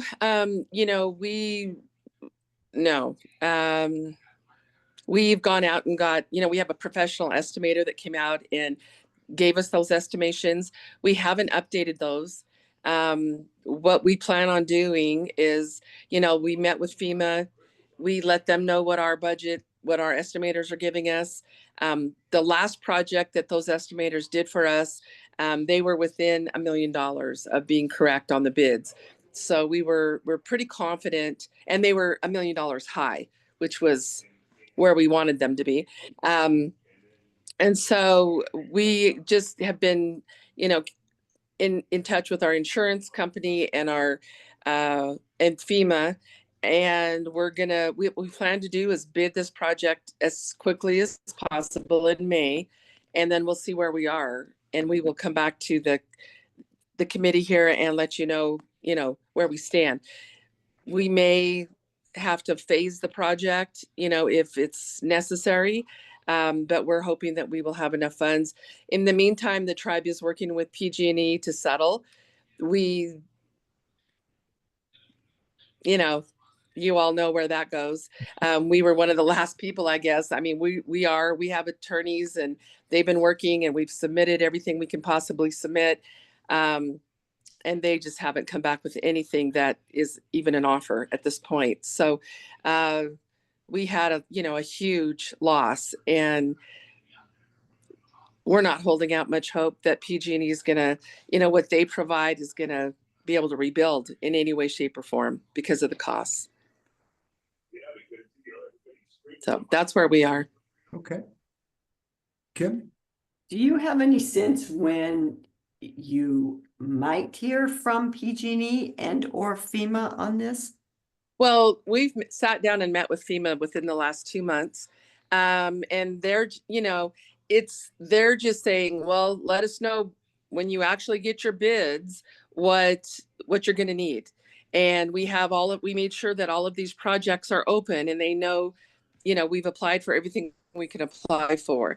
And then the same with the insurance. What has to happen is we have to have a bid. We have to know what the project's going to cost us. And so they're all sort of waiting for the other person. PG&E told us that we would have a valid offer before by the end of December of 2024, and we haven't gotten a valid offer yet. Okay. And so for FEMA, so you haven't actually received your insurance money either? No. Okay, none of that money, because in the original budget, I think you had 10, was it?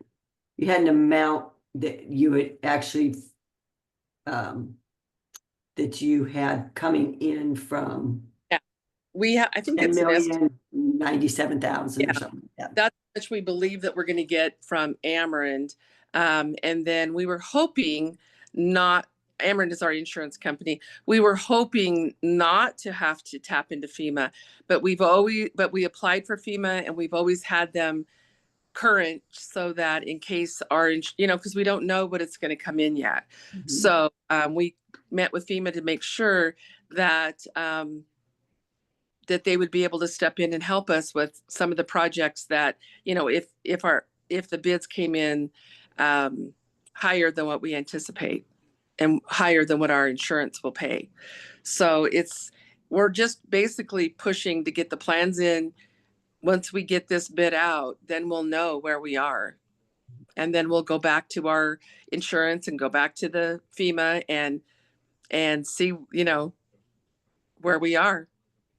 Okay. And just as an FYI, one of the issues for us is we're now pretty much down from a funding perspective to our loan amount, the amount that we had talked to you all about loaning to you. So if you still feel like you really need the loan, then we will no longer be able to fund any other projects in the area until the loan's paid back. Right. So that's why it would be really helpful to know. I know, I'm sure for you guys too. I mean, originally, it looks like you're about a year behind in everything as far as it was 2024 originally when bids were supposed to be done. And actually, you were going to do grand opening in July. I know. And you know, the whole community get this building, right? oh my goodness, it's been like pulling teeth to get our plans into the county. And then, you know, they said, oh, it'll be 6 weeks review, and here we are. So, you know, so they've had our plans since mid-August.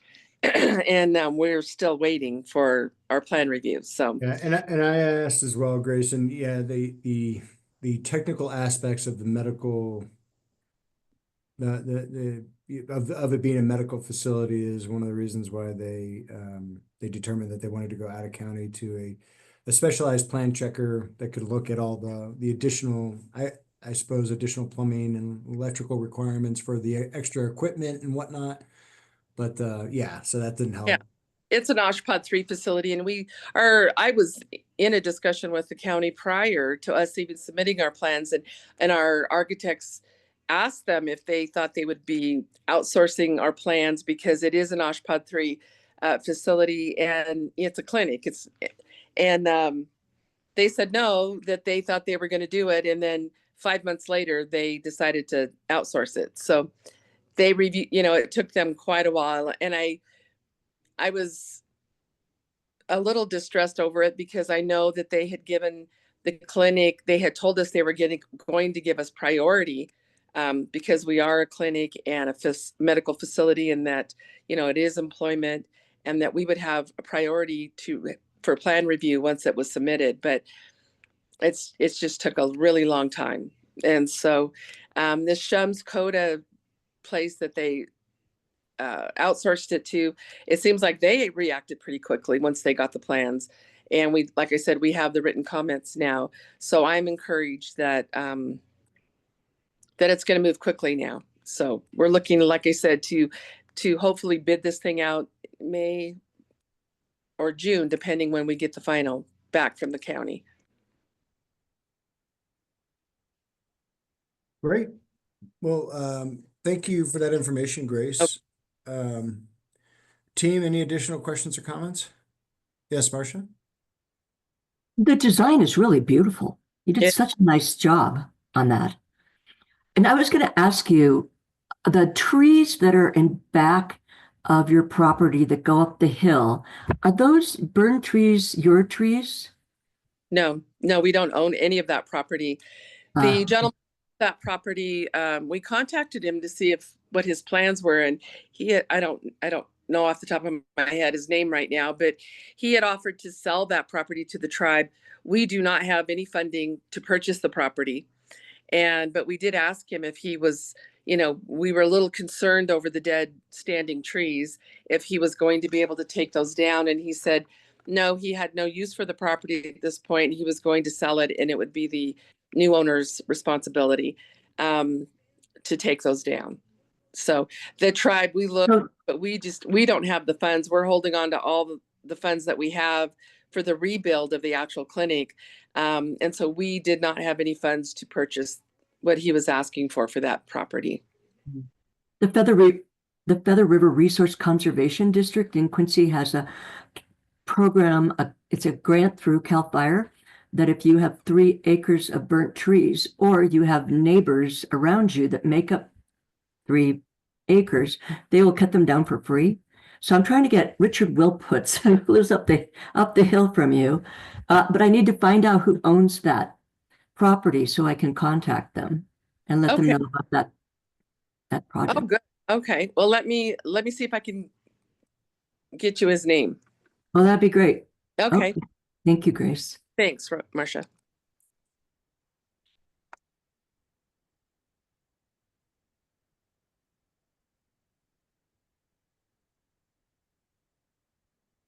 Marcia, I'll get with you offline. You're talking about right behind the Wheel Puts property? I'm right behind the rancheria. There's, I on believe that that, slope, there's a bunch of burned trees. yeah, I believe that's Richard Wheel Puts as well. He owns both of those parcels. The one where the house is, and then also right behind the rancheria. But Okay. yeah, we'll talk. I'll show you on that. Oh, great. Thank you. Yeah. Great. Thanks, Patrick. Yeah, absolutely. All right. Well, thank you, Grace. I really appreciate you tuning in. We'll look forward to those updates with regard to the hearing about the bid process in May, hopefully, and any other things as it emerges with the Rancheria and/or a PG&E settlement too. All right. Thank you, guys. Thank you for your presentation. It was awesome. Yeah. Thank Okay. you.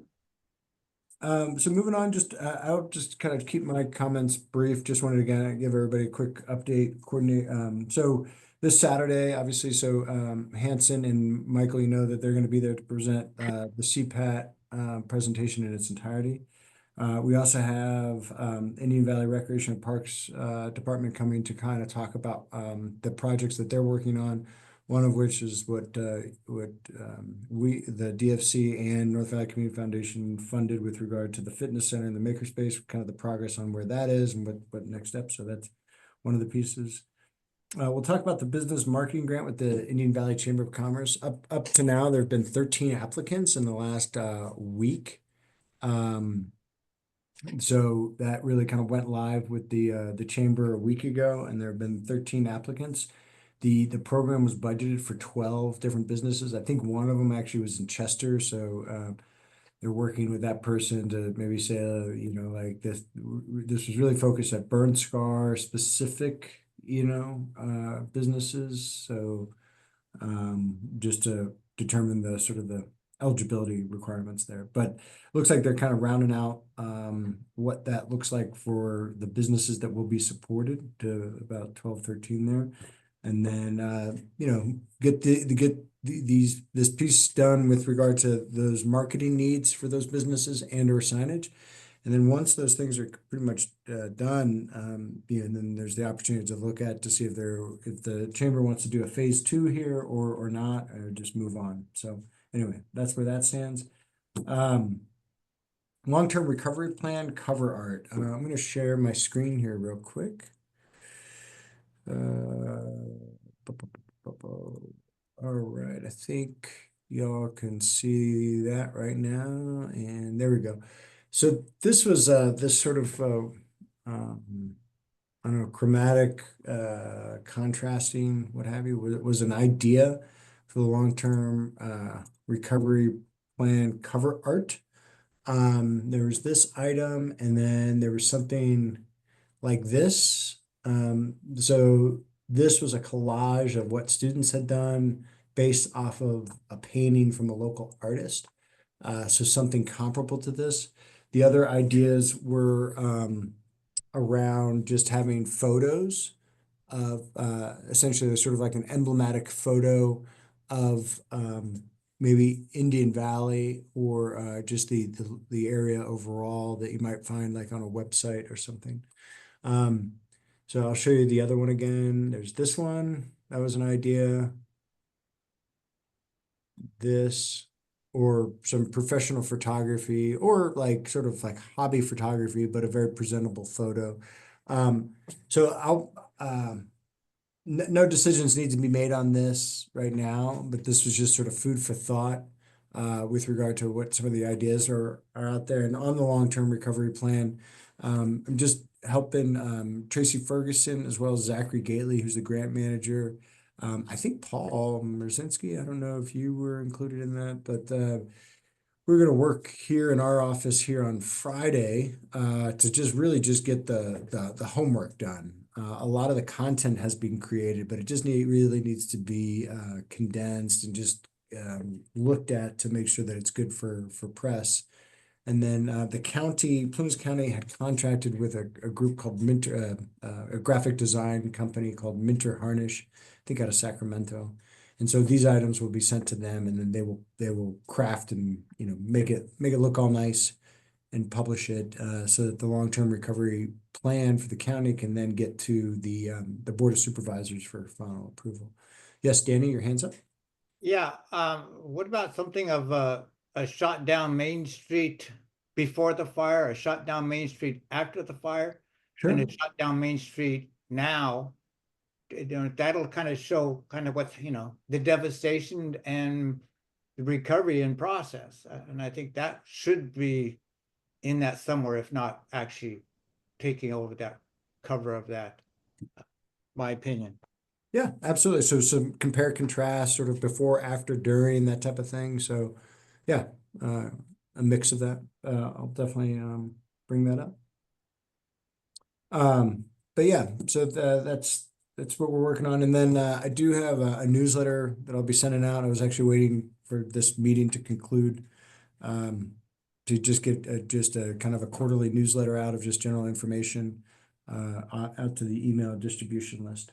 The other item, just helping out with and trying to get some traction with some of our other Valley organizations is supporting the Gold Diggers Festival in July. So my only involvement is just helping the chairwoman just take notes and kind of record what some of the details and planning events and activities are and the forthcoming ones. So there is a meeting for that this Thursday at 6 p.m. right here in our office. We've just been sitting around a folding table and jotting these things down as the brainstorming continues, but some of that brainstorming actually has to be turned into action. So if you want to lend a hand and you want to contribute, by all means, welcome. Greg was at the last meeting, so thank you, Greg, for joining.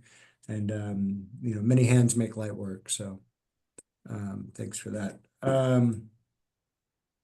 Yeah, so those are the items that I have. Danny, did you want to go over your treasurer's report? Yes, if you could kind of pull that up, and I just think we could do some quick edits on that based upon the comments. I'd send it to the distribution. I think everybody should see that, but if you could pull that up. But I guess I could just make some comments. We haven't posted any interest yet for April. We don't usually get that till the 12th of the month.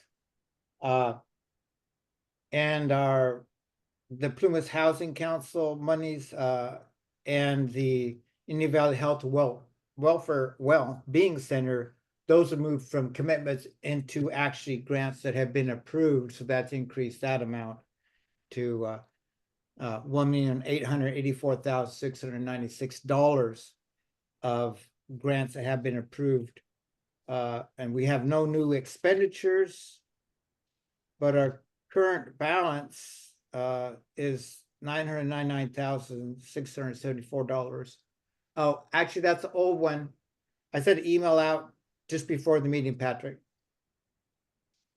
So $9,990.64 and 12. It's a PDF, would have come out just moments before the meeting. But anyway, so Danny, I'm not seeing that. I'm pretty sure I pushed the send button on that. That's all right. Maybe I pushed that in my dreams. Let me just check send. Yeah.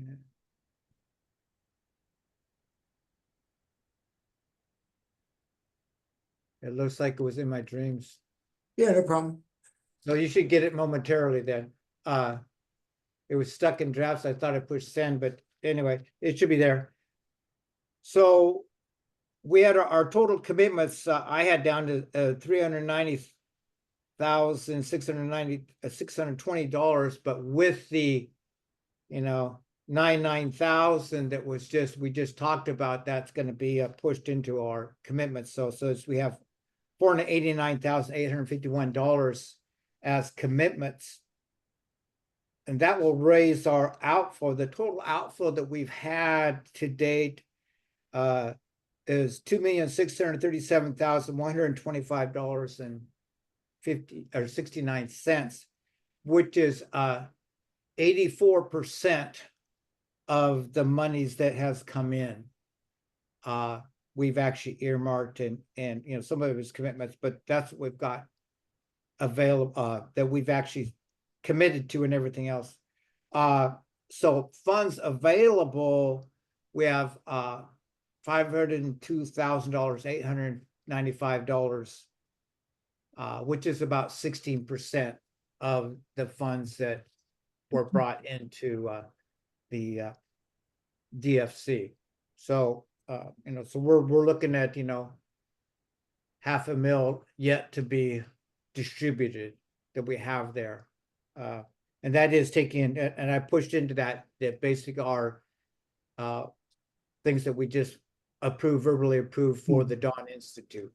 So that's my report, and that should be in everybody's email so you can read through that. But what went out in the email didn't have those edits, the last minute edits that I've actually, and I'll have an update for that, Patrick, on that spreadsheet and such for our meeting on Saturday. So I'll push out an update for that, but I wanted to have it here for us so we knew what we're working with.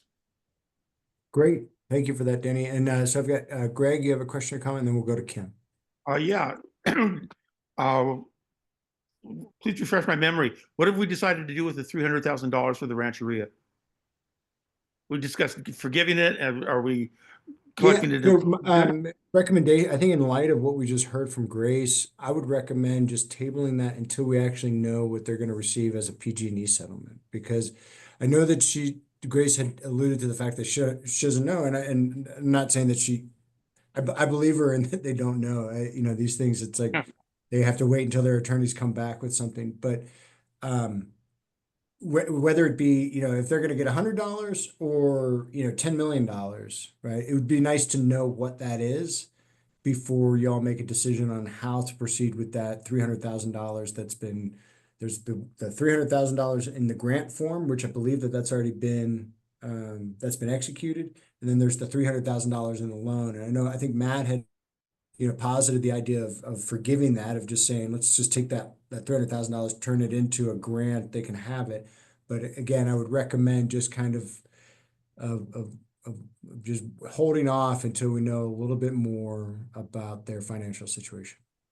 And I would add to that, because that was kind of my same question, Danny, if I'm not sure if I'm on your email, but if I'd love to see what you think the final balance is to compare with what I think your final balance is, because like in grants that have been distributed, are you putting in 600,000 for Greenville Rancheria or 300,000? Because I know, like for us at the foundation, that's definite. That's why we made the loan and didn't do the grant, because we really want to see the amount, not only from PG&E, but also from FEMA. And we've been told by others who have gone down the disaster road is with things, if FEMA thinks that you've got it covered in other places, they're not going to give it to you. And so we've always been advised that don't let philanthropy jump in front of government dollars. Not that you can't make a decision down the road to support Greenville Rancheria with that loan, turn the loan into forgiveness down the road. But, you know, at this stage, it would be nice to continue to push FEMA to bring all the dollars that are kind of owed to your community to your community. So, you know, that, like I said, you know, that's kind of the reason that we made ours a loan, because we want to see that PG&E amount. Right. Well, we haven't put that in, you know, we're holding that out in the commitments. In the commitment. That's that 390,000. So 300 of that is for the Rancheria. So it's in commitments. It has not been moved into approved grants. Okay, good. Yeah, because I have your current balance for Dixie Fire Collaborative as of today. The exact same thing that you do, 992,674. Good. Good. At least we're reconciled. That's good. Yeah, that's good. Okay. Awesome. And Greg, to your question, I mean, I gotta think, I don't have a crystal ball or anything like this, but I gotta think by June, like they're gonna hear something, right? Yeah. No, I mean, I think, if we can get government money for it, I'd rather use the money for something else.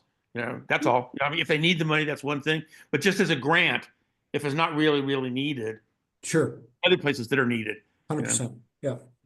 And that's the same thing for us. I mean, right now I'm kind of thrilled that you all decided that you wanted to go all in on the project that was looked at today, because if you would have asked us to share it with you, I probably would have had to say, until I have clarity on the Greenville Rancheria, we're going to be really down to about $30,000 that we have left. Now, once Greenville Rancheria decides if they want our loan or not, and then we haven't even talked about like terms of how long to be honest with you, when we did the loan, we all thought the loan would be paid back by now.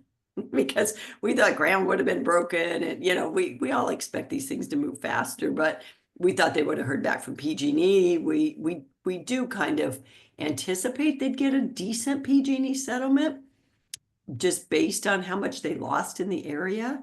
And the fact that they're still out makes us believe that they are negotiating pretty intensely, maybe more intensely than your county did. So it'll be interesting to see what they get. But we look at some of the settlements that came through Butte County after the campfire, and some groups got some pretty large amounts of money. So who knows? Keep our fingers crossed.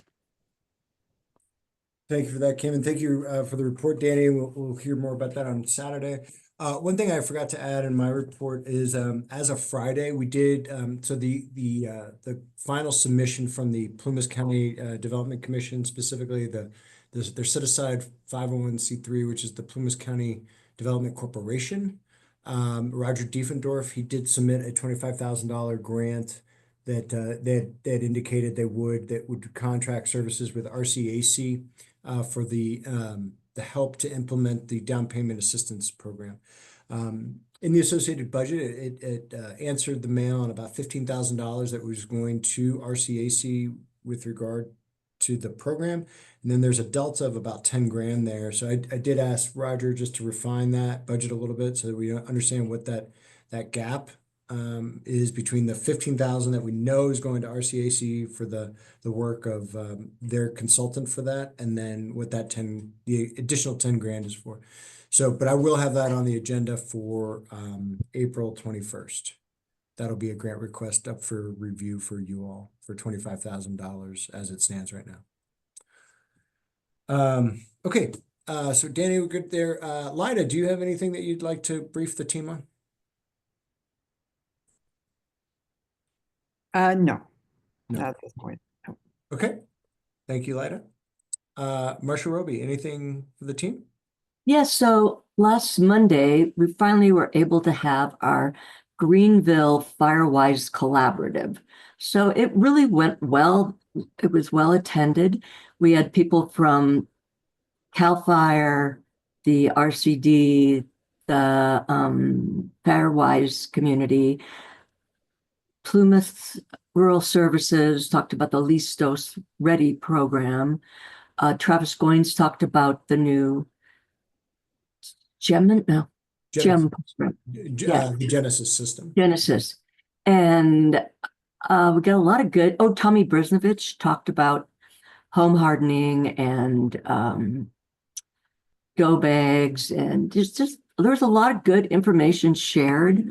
So I typed it up and I sent it today, and to all the big, because we're trying to get Williams and Pex Valley roads and all the roads next to them, little roads, to be a Firewise community. So we're waiting for Amber to put that group on the Firewise website, and then people can start putting in their hours worked and their money spent.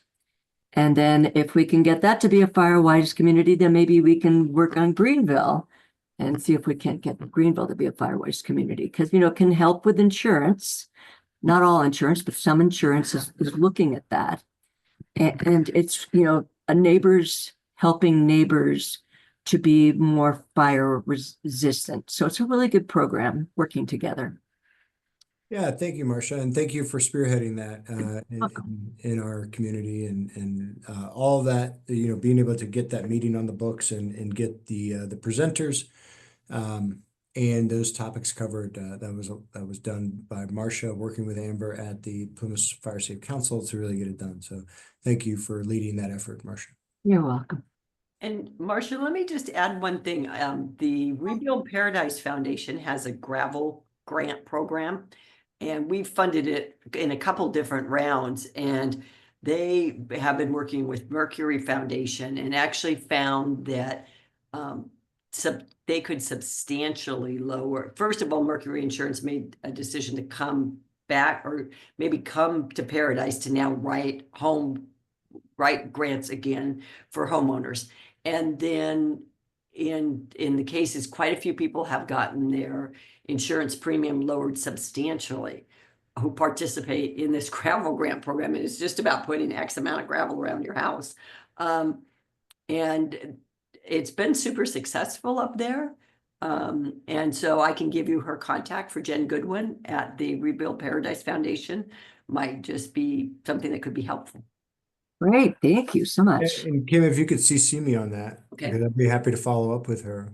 Great. I will do that. That'd be great. Jen Goodwin. I'll just CC her on the email so you guys will all be introduced. It's great.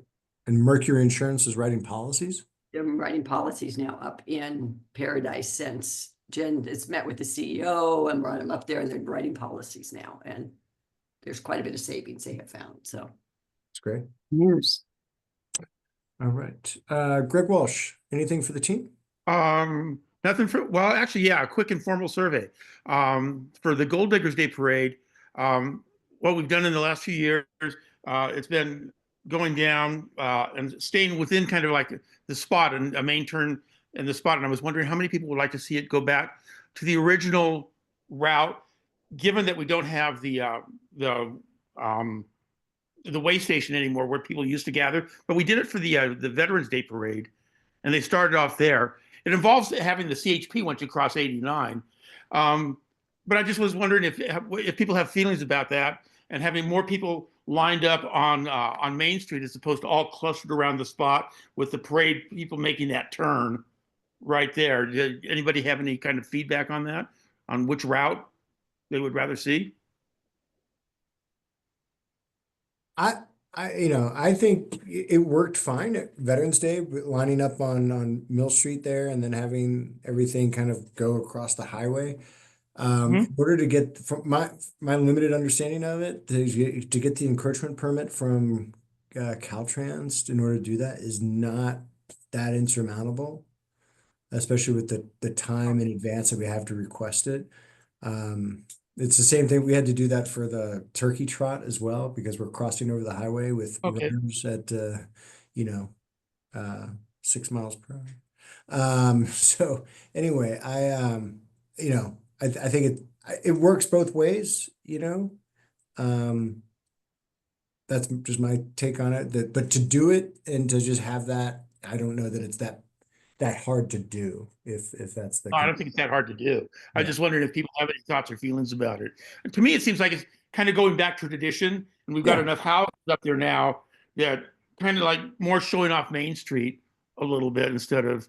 It allows people to stretch out too, like kind of Yeah. spread out, and kids to spread out to grab candy and stuff. Yeah. So if anybody else has any thoughts on it, I'd love to hear it. Try it and then see what you think. All right. Greg, will we see you on Thursday at 6? Yeah. Great. All right. Matt Fogarty, anything for the team? Hotel and stores coming along well. The update with the sign and socials is that we've got enough. I'm not sure if you updated earlier on, but I think we've got 12. There were like 12 spaces. I know we've got 10. Maybe we've got 12. So maybe I think we're up to 13, but I think one is going to be nixed because of its eligibility. Okay, right. So yeah, I think we do have roughly the 12. So we had 12 spaces and we got 12 qualified applicants. So that's a great first step. So that's pretty exciting. And then the yard sale, May 17, 18. We put the sign up. So everything's going well. Great. Thanks, man. Shelby, anything? Nothing at this time. Okay. All right, and Dax, anything for the team? Nope, nothing from me either. All right. Well, I have one more thing. oh, yes, ma'am. So we hired a guy to start leveling the United Methodist Church property. There across from the spot. You know, it's been pretty, it's 2 swimming pools. So he's taken out the concrete walkways. We bought the property on Church and Pine, so it'll be one big piece of property. And so he's going to be starting to add soil to level it off. So it'll look a lot nicer. Taking all the tree stumps. Yeah, just trying to make it Greenville look better. Oh, Great. good for you. Yeah. Yeah. Very Nice cool. project. All right, and so with that good news, may I have a motion to adjourn the meeting at 5:05? Motion. All right, thank you, Matt. Second, Marcia seconds. thank you, Marcia. And all in favor? Bye. Those across the board, any opposed? None. All right, great. For those, we'll see some of you on Saturday, and enjoy the rest of your week. Thank you Bye. for work this evening. Thanks, Patrick. Yeah. Danny, will you be here on Saturday? Yes, ma'am. I'm looking forward to that pie. Okay, you got it. Bye. That's why I'm coming, just for the pie. Okay. Bye, everyone. Bye. Bye.